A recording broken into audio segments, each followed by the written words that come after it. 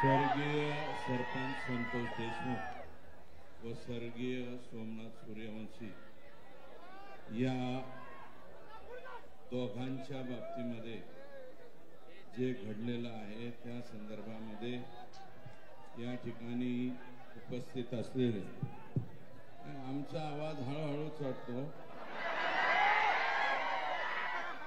माझा direct top gear पडत नाही, माझा फर्स्ट सेकंड थर्ड। या ठिकाणी उपस्थित बजरंग बाप्पा पुण्यातल्या आमदारांना मला वाटतं रविवारची सुट्टी असली म्हणून सवड मिळाली नसेल, त्यामुळे ते आले नसतील, त्याच्याबद्दल त्यांचे आभार। आणि या ठिकाणी उपस्थित आदरणीय ज्योतिताई जगताप साहेब नाही, आता अनेक ठिकाणी फार सुंदर भाषण सेवा संघाच्या वतीनं संभाजी ब्रिगेडच्या वतीनं या ठिकाणी भाषण झाले आणि अनेक वक्ते शिंदे साहेबांच्या पार्टीचे, उद्धव साहेबांच्या पार्टीचे, त्याच्यानंतर पवार साहेबांच्या पार्टीचे सर्वांचं माईक बदला, आवाज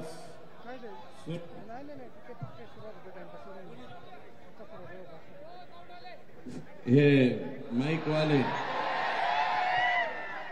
अरे बाबा हे व्यावसायिकच आहे का आमच्याकडे गाव खात्यातला असतो तसा धरून आणला।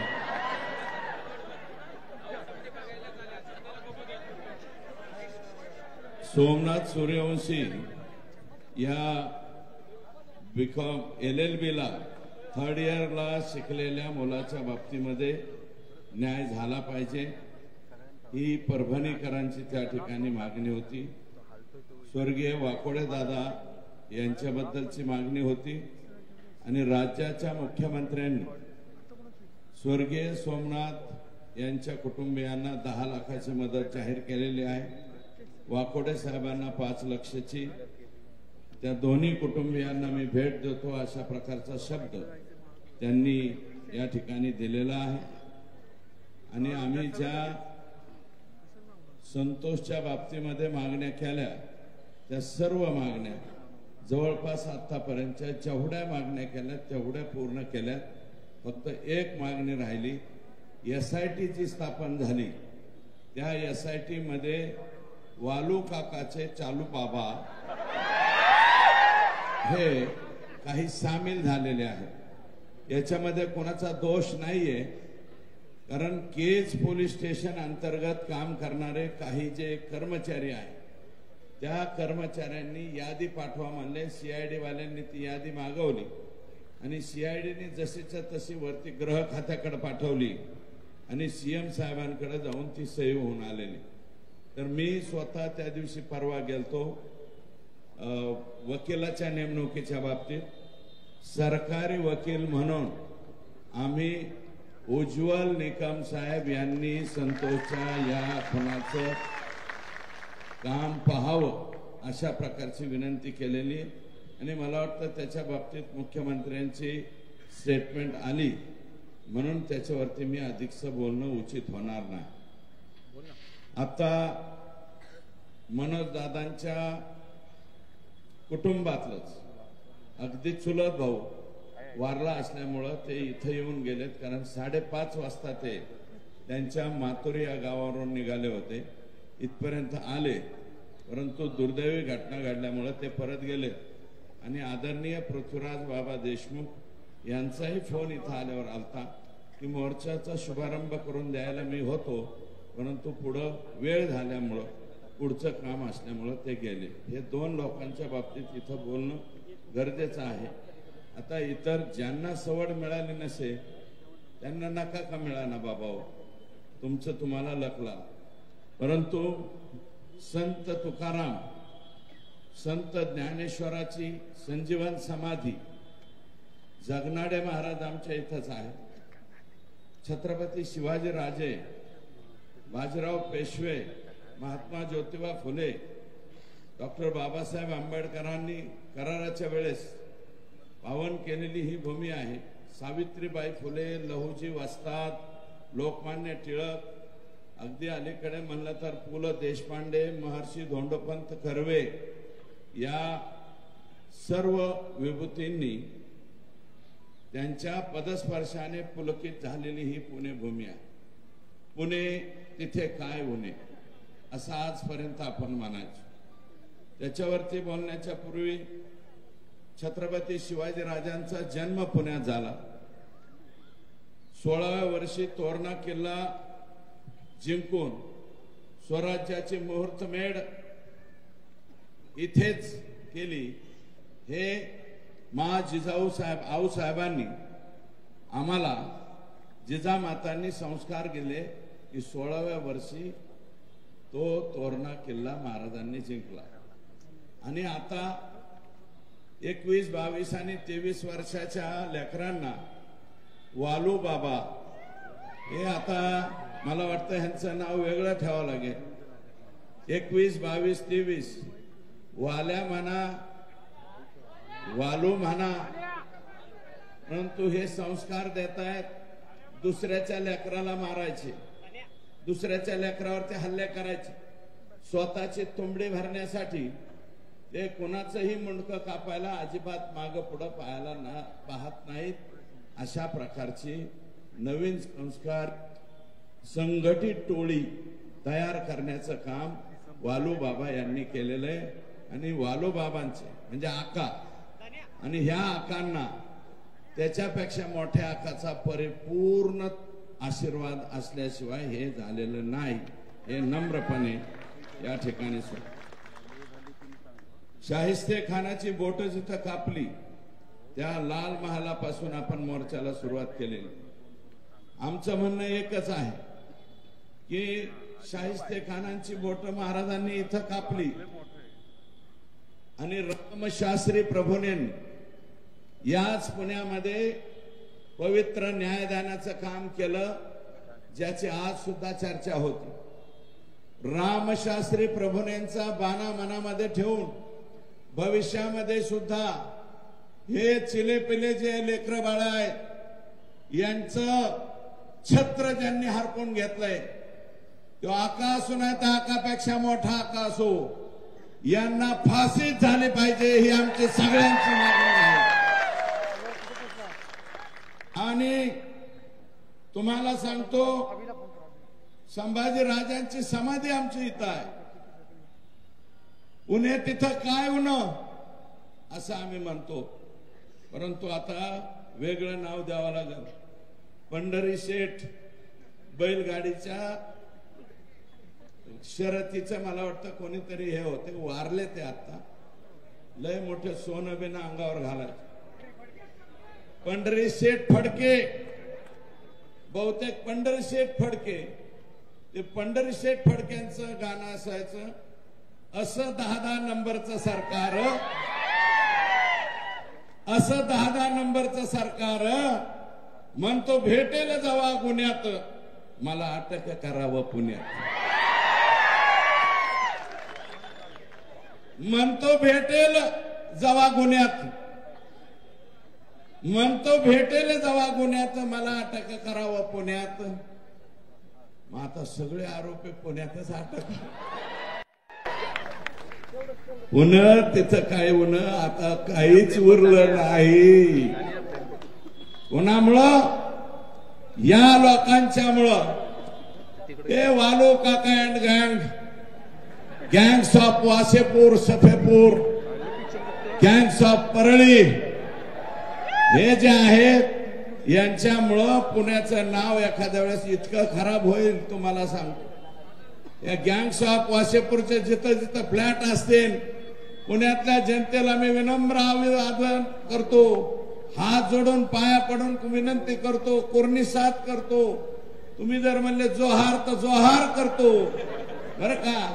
पण ज्यांची यांची कोणाची प्रॉपर्टी जिथं कुठं दिसेल फक्त कळवा। वालू काका येथे आला,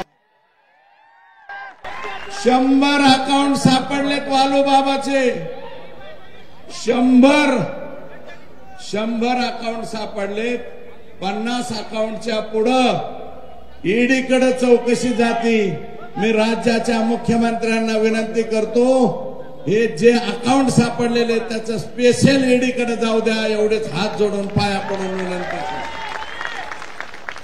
मोजता येत नाहीत एवढे फ्लॅट यांचे पुण्यामध्ये आहेत. अरे 25 वर्ष झालं आम्ही राजकारणात आहोत. पुण्यामध्ये बळच एक फ्लॅट, ते बी रडत पडत आयुष्यपद घेतलेला आहे. काही नाही. RR पाटलाला जसं राजीनामा दिला की नीट अंजनी गावाला जावा बरं का, तशी आमची अवस्था पुण्याहून निघालं तर पोरं बरंच. मी तर कधी जात नाही, पण मुलं शिकत होते म्हणून एक 10 बाय 20 काहीतरी घेतलेलं आहे. बाकीच्या लोकांच्या एवढाले फ्लॅट होतात कसे? आणि हे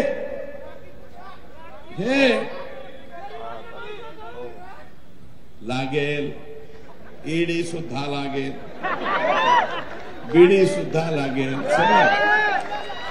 त्यामुळं नवीन एक ऍटम आला बिक्कड नावाचा, नितीन बिक्कड बरं का. नितीन बिक्कड नावाचा, ह्याची सुरुवात संतोषचा जो खून झालेला आहे याची सुरुवात फक्त शुक्रवारी नाही झालेली. याची सुरुवात मे महिन्यापासून एप्रिल महिन्यापासून सुरू झाली. आमच्याकडे कंपन्या यायला लागल्या, ओटो, रिन्यू पॉवर, अजून काही 1-2 कंपन्या ज्याचं परदेशाशी कॉन्टॅक्ट आहे. आणि ह्या नितीन बिक्कडने काय केलं, स्वतःच्याच पायाला गोळी मारून घेतली आणि कंपनीवर गुन्हा दाखल केला. कोर्टापर्यंत गेला. हायकोर्टात कॉम्प्रोमाइज केलं, जे सिद्ध झालं स्वतःच्याच हाताने गोळी मारून घेतली म्हणून. पण तरी कंपनीवाले म्हणले थोडंफार मिटवून टाका. कंपनीवाल्याकडूनच पैसे घ्या. मी हे गोष्ट सांगतो म्हणजे पोराव तुम्ही याचा वापर करू नका बरं का, नाहीतर तुम्हाला सुद्धा याच रस्त्याने जावं लागेल. तर हे कॉम्प्रोमाइज केलं, काही रक्कम घेतली आणि तिथून पुढे हा नितीन बिक्कड धाराशिव, बीड या जिल्ह्यामध्ये ह्याचा वावर वाढत गेला. हा कंपन्याचं ते सिक्युरिटीचं काम घ्यायला सुरुवात झाली. सिक्युरिटीचं काम घेता घेता यांची हळूच वाल्या कोळीची भेट झाली. वाल्या कोळी नाही म्हणणार, कोळी एक जमात आहे. मी माझा शब्द परत घेतो. वाल्याचं ते फार मोठे आहे वाल्मिकी. वालू बाबा म्हणतो आका, त्या आकाची भेट झाली. आकाची ह्यांची मीटिंग झाली. मला हे द्या, हे नको, हे असंच ठेव डायरी.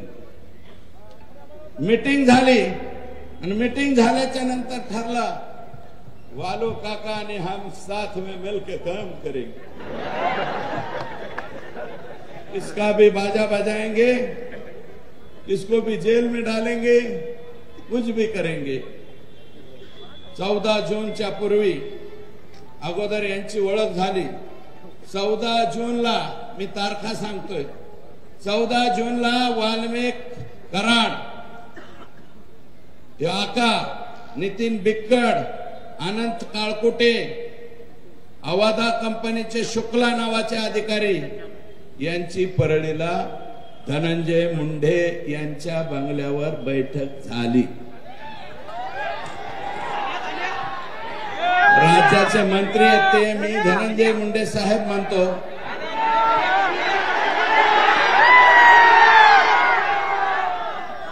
एक बैठक झाली. अवाधा कंपनीच्या संदर्भात परत नितीन बिक्कड, राहणार फकराबाद, तालुका वाशी, जिल्हा धाराशिव याने अवाधा कंपनीचे अधिकारी शुक्ला यांना घेऊन परळीला गेला वाल्मिकांना. त्याच वेळेस हे शुक्ला जे आहे ते इकडे पाहत होता. कंपनीचे लोक जे मेन माणसाकडे भेटता येतं का म्हणून प्रयत्न करत होते. जोशी म्हणून पीए धनंजय मुंडे साहेबांकडे, जोशी नावाचा पीए, त्याच्या मार्फत कंपनीचे वरिष्ठ डायरेक्ट धनंजय मुंडे यांची भेट घेण्याचा प्रयत्न करत होते.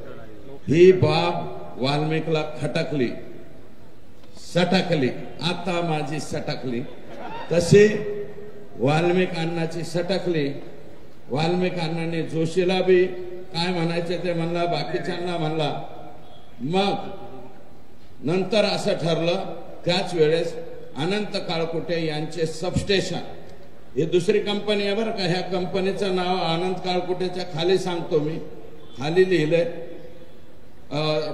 त्यांचं एक सबस्टेशन म्हणजे 132 केव्हीचं सबस्टेशन, 120, 33 हे जे सबस्टेशन चालू असतात त्या सबस्टेशनचं काम आय एनर्जी, त्या कंपनीचं नाव आहे आय एनर्जी. हे काळकुटे पुण्यातच राहतात कुठंतरी, मला माहिती नाही, पण अनंत काळकुटे हे त्यांचं नाव आहे, मूळ बीडचेच.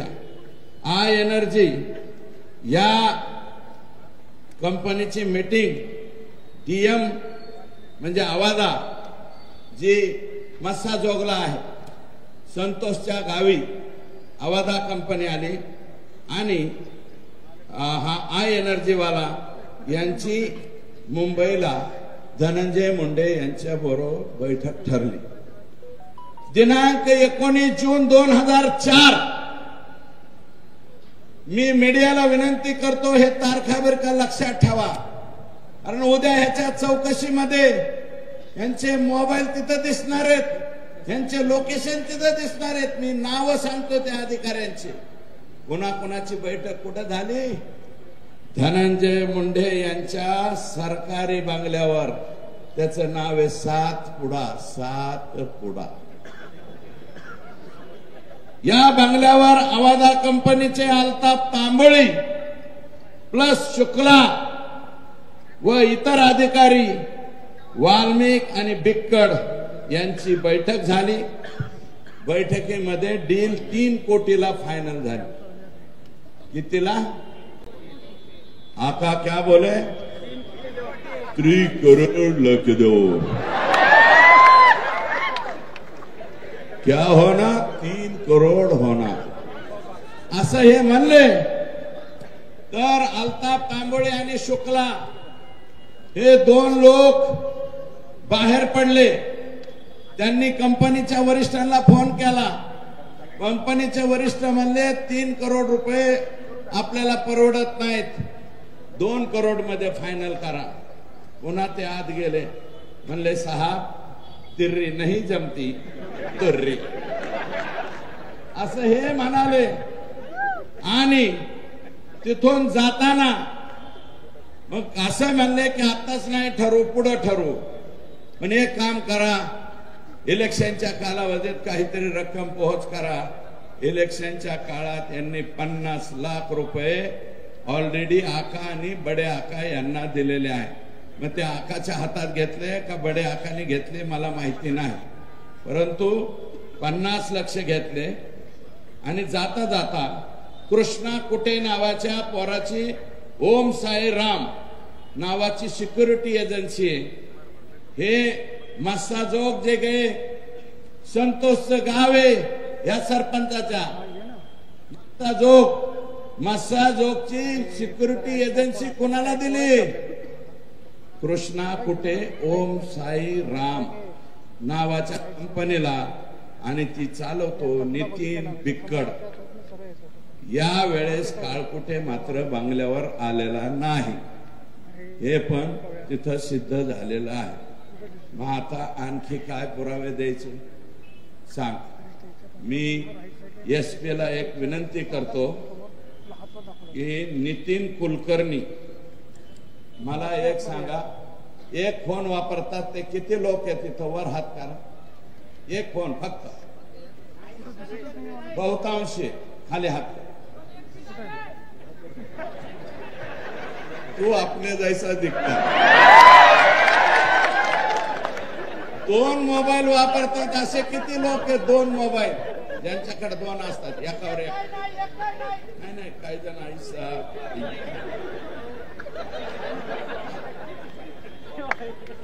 नगण्य 2 मोबाईल वाले सुद्धा. आमचे वाल्मिकांना उर्फ आका किती मोबाईल वापरतात? 17 मोबाईल नंबर वापरतात. 17 मोबाईल नंबर बीडच्या एसपीला आणि सीआयडीचे जे हे आहेत, मला बघून नाव त्याचं नितीन बर का, सीआयडीचे जे आयजी आहेत, आयजी साहेबांना माझी विनंती आहे की नितीन कुलकर्णी हा आणि वाल्मिक आका हे दोघे जण मिळून 17 मोबाईल वापरतात. हा नितीन कुलकर्णी आका आत गेल्यापासून गायब झालेला आहे. माझी विनंती आहे, हा नितीन कुलकर्णी आणा. कुणाकुणाकडून किती किती माल घेतलेला आहे याचे सगळे पुरावे या 17 मोबाईल मध्ये सापडतील.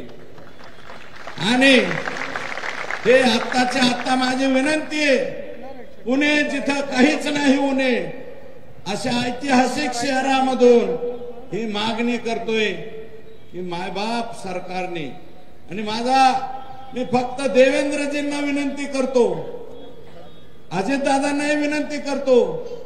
आता मी आणि भारतदादा आपण एकत्र काम केलेले, बजरंग बाप्पा तुम्ही बी अजितदादा बरोबर काम केलेले. अजितदादा फार प्रांजळ मताचा माणूस हो. 5 वर्ष, तुम्ही हसू नका, 5 वर्षाच्या लेकरासारखं त्याचं हृदय आहे. आणि तो कधीच चुकीच्या लोकांना, मला माहिती, मी ज्यावेळेस त्यांच्या बरोबर होतो, काही लोकांना मी घेऊन गेलतो,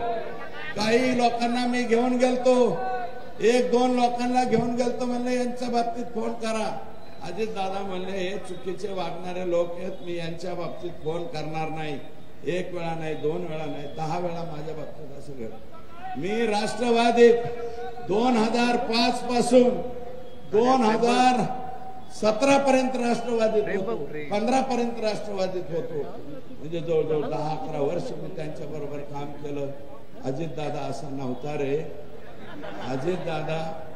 अजितदादा तुझ्या पाया पडतो, तुझं काय अडकलं रे ह्यांच्यापाशी, काय अडकले? हे जाऊ दे ना का बाहेर, हे जाऊ दे. अरे बाबा, हे सातपुडा सरकारी बंगल्यावर जर बैठका घेत असतील आणि ही बैठक जर चुकीची निघाली, मी चॅलेंज देतो, राजकारण सोडून देईल. आता माझ्याकडे 300 गायीचा गोठा आहे, 1000 गायाचा गोठा करेल, 200-300 मसाडा सुद्धा आणेल. मुरा मेसाना मसाडा आणून मसाड धोत बसील बर का. मी राजकारणात राहणार नाही. पण दादा, तुम्ही एकनाथराव शिंदे साहेब, तुम्ही आणि आमचे मुख्यमंत्री, ज्या माणसावरती विश्वास आहे, तुम्हाला विनंती आहे की ह्याचा छडा लावा. आणि ही जर गोष्ट खरी असली तर काही दिवस जोपर्यंत या केस हे होत नाही तोपर्यंत बाहेर काढा ना. आमचं म्हणणं आहे, सरकारच्या बाहेर ठेवा. राजीनामा तुम्हाला घ्यायचा नसलं तर बिन खात्याचा मंत्री करा. सगळ्यात सोपं राजीनामा द्या ना. अरे या देशामध्ये लाल बहादूर शास्त्रींनी रेल्वेचा एक ऍक्सिडेंट झाला, राजीनामा दिला. निलंगेकरांच्या मुलीचं मार्क मागं पुढे केले, मुख्यमंत्री पद गमावं लागलं. आणि 26/11च्या घटनामध्ये RR पाटलांचा एक शब्द चुकला. विलासराव देशमुखांच्या पाठीमाग रामशे बंधू, ते भयानक पिक्चर वाले, ते रामशे हिंडला म्हणून विलासराव देशमुखांना घरी जावायला लागलं. आणि RR पाटलाला छुटपुट घटना होते म्हणून RR पाटलाला घरी जावं लागलं. अरे बाबा, मी तारीख सांगतो, 3ही नेत्यांना, फडणवीस साहेब, माननीय एकनाथ शिंदे साहेब, माननीय अजितदादा, तुमच्या पाया पडून हात जोडून विनंती करतो, यांचा राजीनामा तुम्ही घ्या. एवढी चौकशी होऊ द्या, आमच्या लेकराला न्याय मिळून द्या. अरे कुणी डोळे पाडले, डोळ्यात पाणी आलं की सगळे लोक ओरडतात. या अमक्या अमक्याच्या डोळ्यात पाणी आलं, अमक्या अमक्याच्या डोळ्यात. अरे नाटकीच रडायचं म्हणलं तर ग्लिसरीन टाकून आम्ही बी रडू शकतो रे, बर का. तुम्हाला कुणाच्या तरी डोळ्यातले अश्रू दिसते. ह्या संतोषच्या ह्या लहान लेकराच्या 10वीला असलेल्या पोरीच्या डोळ्यातले अश्रू दिसले नाही का? लेकराचे लहान लेकराचे अश्रू दिसणार का? त्या अश्रू दिसणार कशामुळं? माझी विनंती आहे. आणि हे टीका करणारे काय काय जण लागले. कोणी म्हणतं यांना मंत्रिपद नाही. अरे मंत्रिपद हे जाऊ दे रे, वळून टाकू कोणावर बी. मंत्रिपद नाही, राज्याच्या राजकारणातून निवृत्ती घेतो मी. संतोष देशमुख पुन्हा माघारी आणून दाखवा. येतात का आणून? द्या आणून, मी लगेच सगळं सोडून देतो. आणि तुम्ही जर म्हणले ना ते कझाकिस्तानला जाऊन राहा, नाही तर गामा देशात राहा, नाही तर घाना देशात जातो. घाना माझा कलर बी काळा आहे, आता माझा बापच काळा होता. घाना देशात जातो, सोडून जातो. परंतु माझा हेतू काय? माझा हेतू संतोषची पत्नी, संतोषचा भाऊ, संतोषची मुलगी. अरे माझा बाप मी दुसऱ्यांदा आमदार झाल्यावर गेला होता. 6 महिने तेल मीठ मिरची कशी आणायची असते हे मला कळालं नव्हतं. या लेकराचं काय रे?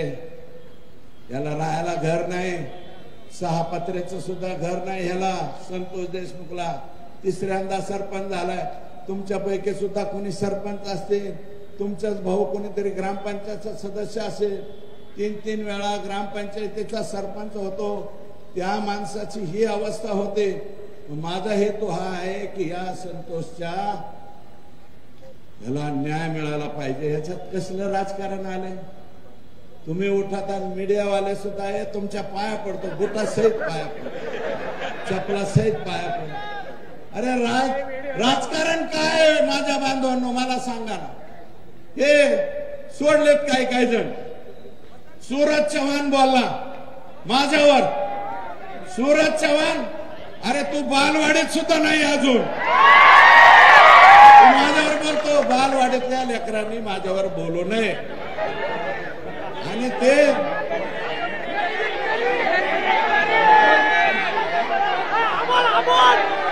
जाऊ द्या, बाकीच्यांना मला नो हेअर करायचंय, इतरांना मला नो हेअर करायचे. अरे काय लाख तुम्हाला काय बोलायचं ते बोला रे माझ्यावर.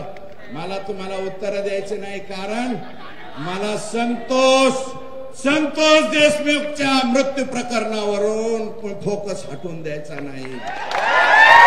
मला काय म्हणायचं ते मला शिवाय द्या. मला जे काय बोलायचंय अमोल मिटकरींना बोलू द्या. अजून कोण बोलतय त्यांना बोलू द्या. कोण आणले ते मोठ्याला चष्म्यावाले असू द्या, मला त्यांच्यावरती बोलायचं नाही. अरे माझं म्हणणं आहे राष्ट्रवादीतल्या त्या माझ्या मित्रांना, अरे ज्या नेत्याने बीडची वास्तुशांती केली, बीडचा बिहार नाही बीडचा काबुलिस्तान केला, हमास केला. हमास पेक्षा सुद्धा वेगळं वागणं नाही तुमचं. इतकी बेकार तालिबानी हे वागणं तुमचं कसं आहे? हे वागणं बरं नव्हतं. आणि तुम्ही इथं येऊन अजितदादाच्या कानात जाऊन काय सांगता रे? आणि तुम्ही बोलता.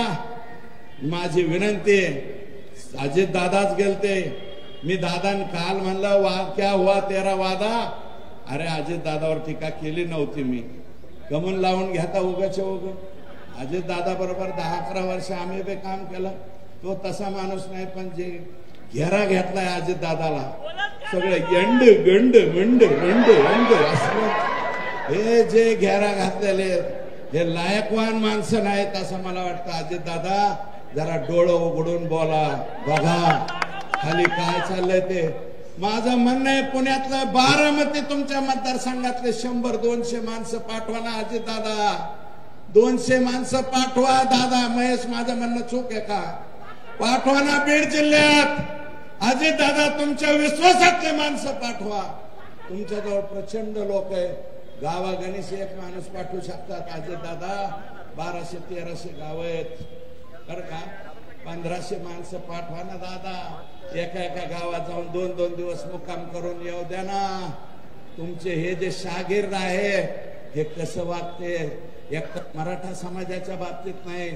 आणि तुम्हाला माझी विनंती, एकटा मराठा समाज नाही, सगळे समाज संतोषच्या बरोबर आहे. संतोषच्या भेटी द्यायला मस्ताजोगला जीवाच्या वाडीचे लोक आले का नाही? संतोष हांगेच्या खालच्या वाड्या आल्या का नाही? तुम्ही वंजारी समाजाला सुद्धा दोष देऊ नका. सगळ्याच्या सगळे माणसं वंजारी समाजातले वाईट आहेत का?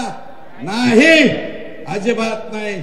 2%, 4%, 5%, 10% असतील, 90% वंजारी समाजाला सुद्धा ही गोष्ट पटलेली नाही, बिलकुल पटलेली नाही. तुम्ही काम तर पाडताय लोकात, कशामुळं?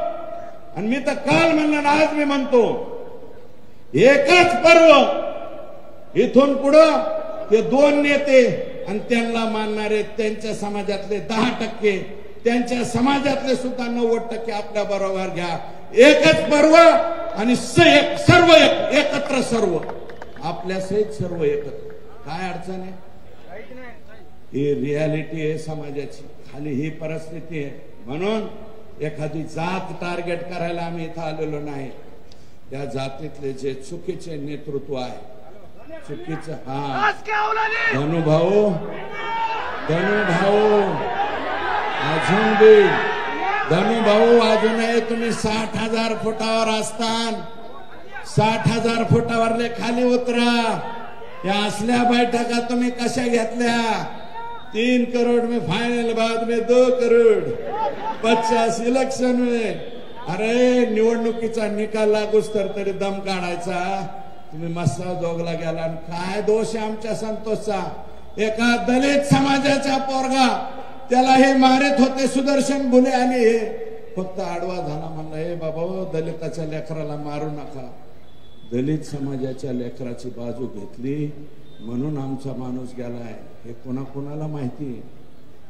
अजून माहित नसलं तर पुण्याच्या या मायबाप जनतेला सांगतो, दलित समाजाच्या लेकराला मारलं म्हणून संतोष त्याच्या ह्याला गेला. अजित दादा, माननीय विजय वाकोडे दादा यांच्या घरी गेले.